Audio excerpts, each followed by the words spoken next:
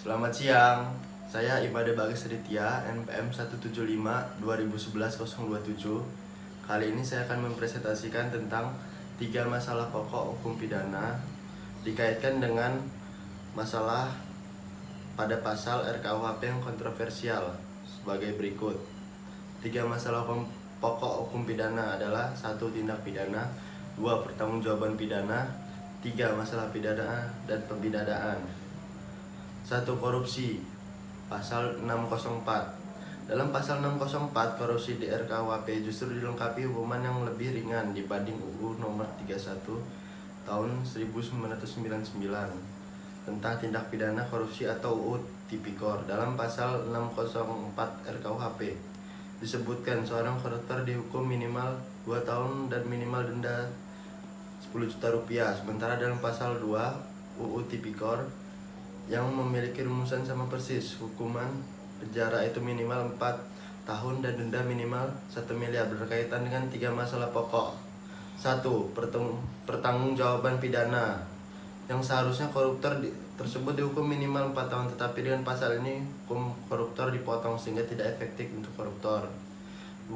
Pasal ini berkaitan dengan tindak pidana. Pada tindak pidana ini, menurut saya, koruptor harus dihukum sesuai dengan yang mereka ambil. Besaran uang yang dihukum semaksimal mungkin guna membuat jera dan tidak ada remisi atau pengurangan tahanan. 3.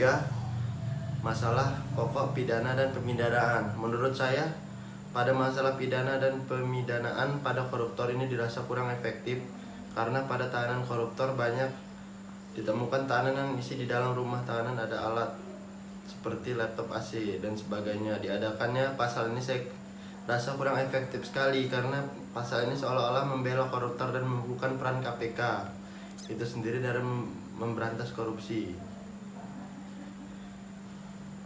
Yang selanjutnya, perzinahan, pasal 418.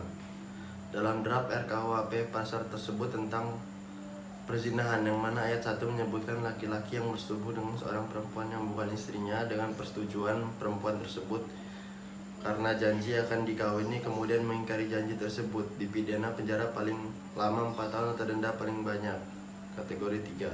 Sementara ayat 2 disebutkan dalam hal tindak pidana sebagai mana dimaksud pada ayat 1 mengakibatkan kehamilan dan laki-laki tersebut tidak bersedia mengawini atau ada halangan untuk kawin. Diketahui menurut peraturan perundang-undangan di bidang perkawinan, pidana paling lama 5 tahun atau denda paling banyak, kategori 4.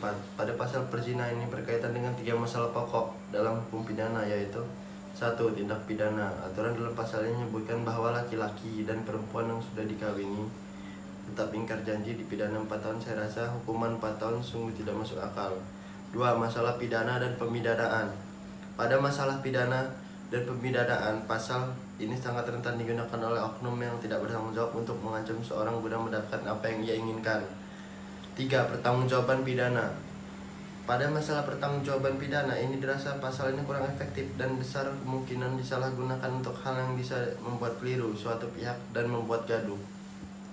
Santet, pasal 252. Seorang dapat diancam pidana terkait santet meski dinilai sulit dibuktikan.